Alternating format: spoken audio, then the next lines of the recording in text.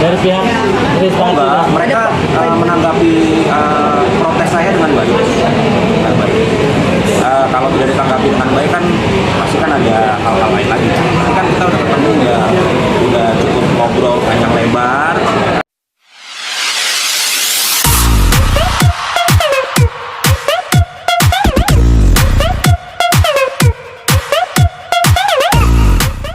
Tiga bawang dulu ya. Ada. Launching hari ini. Launching hari ini menurut saya ya sebagai musisi setiap kali ada program baru ya saya berharap ya, punya ekspektasi kan, artinya punya harapan baru juga. Mudah-mudahan dengan adanya capsule musik digital dan adanya Scramble ini bisa jadi jawaban teman-teman seniman, ya, musisi dan juga pencipta lagu terutama. Seperti tadi saya udah bilang pada saat respon bahwa ketika aplikasi sudah berbasis digital, sudah punya tagline anti ribet, berarti kan sudah mudah dipakai. Nah, semakin mudah aplikasi dipakai berarti semakin harus ketat juga pengawasannya. Nah, itu yang tadi saya bilang bahwa kenyamanan dan keamanan itu harus dimiliki oleh aplikasi ini supaya jangan terulang lagi case-case yang sudah lewat, yang sudah terjadi di masa lalu, supaya musisi itu punya kebanggaan lah menjadi musisi di Indonesia. Saya bayangkan ketika anak saya bertanya kepada saya, "Pak, mau jadi musisi?" Menurut Papa gimana ya? Kalau musik di Indonesia yang memberikan harapan, saya nggak mau anak saya jadi musisi lagi. Gitu kan? Mendingan dia jadi bos, jadi direktur, jelas. Tapi kalau musisi di Indonesia bisa dapat harapan baru, ya saya yakin bahwa akan banyak musisi-musisi baru dan berkualitas dan akan mempertaruhkan hidupnya di dunia industri. Mas Bada ini berarti salah satu pertimbangan juga mau gabung Project ini karena saya kan album saya sama KFC, ya, album masterpiece saya, karya terbaik saya 1 September kemarin rilis dengan KFC Indonesia. Jadi saya mensupport lah kerja sama KFC dengan Rebel, artinya juga album saya kan juga ada di situ. Dan banyak banget kan 70 juta lagu kan, dan 70 juta lagu bisa dibilang kalau itu satu pencipta lagu berarti 70 juta komposer. Nah, nanti kan itu harapan baru lah untuk kita komposer. Sebenarnya kayaknya ada sebuah kekhawatiran tadi di awal ya. Perlindungan hukum ya. Iya. Itu seperti apa potret dunia musik sekarang? Ya, saya dari 2014 sangat bersuara kencang terhadap pelanggaran karya cipta. Bukannya apa-apa, tetapi saya mempelajari produk-produk hukum yang memang dipersiapkan oleh pemerintah. Artinya Undang-Undang Hak Cipta 28 2014, kemudian ada PP 56 2021, lalu ada beberapa peraturan pelaksana lain. Jadi kalau dibilang kekhawatiran pasti ada. Kenapa? Karena peraturan yang berubah-ubah, regulasi yang terus menjadi regulasi yang baru, pasti perlu penyesuaian. Dan di negara manapun masalah utamanya adalah sosialisasi. Ya kan? Peraturan akan banyak, tapi sosialisasinya pasti akan memiliki atau membutuhkan waktu. Jadi kalau saya bilang khawatir, pasti ada kekhawatiran. Tapi saya masih optimis. Artinya pemerintah Indonesia cukup mau melihat ini sebagai kebutuhan. Jadi saya rasa masih ada harapan untuk musisi Indonesia, terutama untuk pencipta lagu.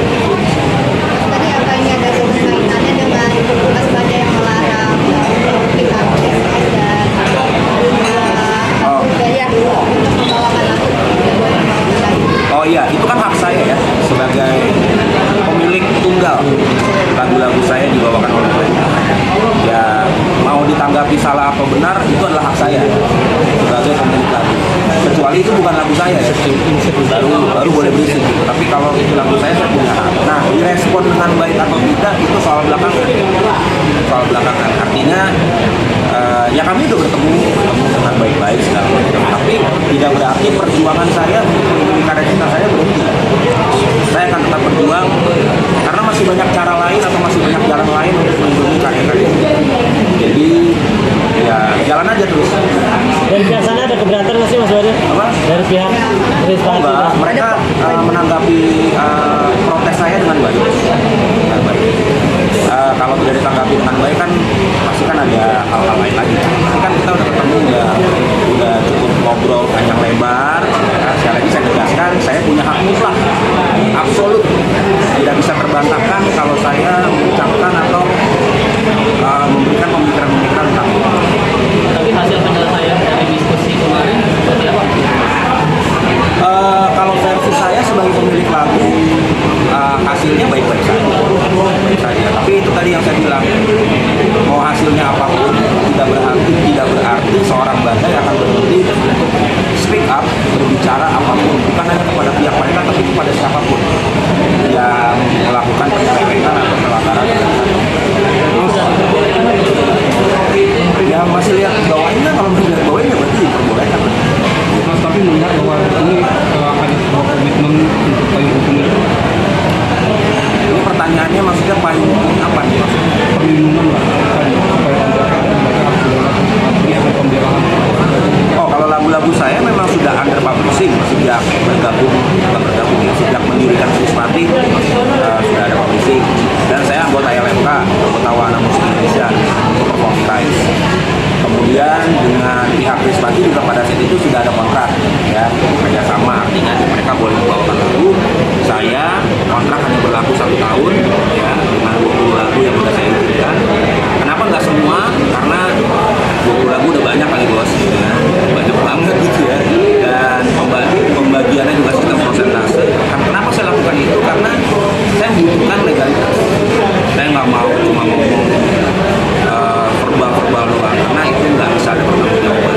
Jadi kalau Mas tanya perlindungan hukum, saya sudah selalu mencoba bahkan beraudiensi dengan banyak pemangku kebijakan untuk merevisi beberapa hal sama dengan teman-teman. Tadi kemarin ketemu dengan si Alvin Simulasi. Nah itu ada perjanjian tertulis lagi nggak sih seperti tahun 2021? Oh, kalau kemarin belum ada. Jadi kita kemarin cuma silaturahmi, saya kasih tahu motivasi saya apa, tujuan saya apa, gue juga memberitahukan pertimbangan pemikiran dia. Ya berlangsung baik-baik aja, nggak ada apapun gitu ya, karena kita saling mengutarakan aja apa yang kita mau. Udah. Mas Badai ini kan dari 2014 Mas Badai bisa dibilang konstan memperjuangkan. Iya. Sampai sekarang Mas Badai sendiri merasanya udah puas belum sih dengan kebijakan soal royalti yang sudah diterapkan saat ini? Kalau dibilang puas, belum lah ya. Tapi ada kemajuan, ada. Cuma kalau saya bilang, kenapa masih begini-begini aja? Karena musisi itu tidak banyak di parlemen, tidak banyak duduk di regulator. Jadi bagaimana cara kita merubah kebijakan kalau nggak ada musisi yang terpanggil untuk ada dan berdiri untuk komposer dan seni? Jadi ya harus banyak musisi-musisi yang berani untuk duduk di pemangku kebijakan. Tujuannya apa? Tujuannya bukan untuk mencari keuntungan sendiri, tapi memperjuangkan apa yang menjadi suara daripada seniman dan Kira-kira Mas Badai mau terjun langsung nggak Mas Badai untuk menyuarakan hal ini? Apalagi Mas Badai kan vokal nih, sudah mengetahui apa isunya. Iya. Kira-kira ada rencana nggak Badai? Nanti kita ngobrol. Yang jelas kok, makasih Mas, kayak terharu saya. Enggak. Pokoknya intinya adalah kalau ada kesempatannya untuk saya berjuang, tidak harus di parlemen, karena saya juga punya komunitas, saya juga punya beberapa pencipta lagu muda juga saya didik, saya bersihkan pemikiran mereka dari pemikiran yang salah gitu ya. Dan ya saya belum bisa jawab saya ada di parlemen atau enggak, ya kita tunggu aja nanti. Mas Badai, pasca keluar dari band, akankah mendirikan band lagi atau ingin solo karir sendiri Mas? Ada kan, band saya Badai Romantic Project 2017 ada, lagunya cukup booming dengan Samarmu itu. Cuma saya kelihatannya udah nggak kepikiran untuk membuat band lagi. Bukan trauma, bukan, tapi ya saya udah nggak di situ lagi. Saya udah kehidupan karir saya udah bukan di versi band lagi, tapi ada banyak hal-hal ke depan yang saya pikirkan untuk merawat karya di belakang layar sebagai produser musik gitu ya. Dan juga saya juga sekarang sebagai dosen juga di beberapa kampus musik gitu. Jadi saya akan berpikir untuk ke depan. Saya nggak mau lagi membahas yang udah lalu-lalu, meskipun orang suka dengan menjual masa lalu. Saya nggak tertarik menjual masa lalu. Berarti sempat kesel banget sama orang-orang yang mengcover terus juga mencari Apa? orang Oh, yang mengcover cover. ya terus juga Cari Saya keuntungan. kesel sih. Cuma marah dikit aja. ya. Karena ya itulah ya, maksudnya bukan gimana kalau sebenarnya saya bukan marah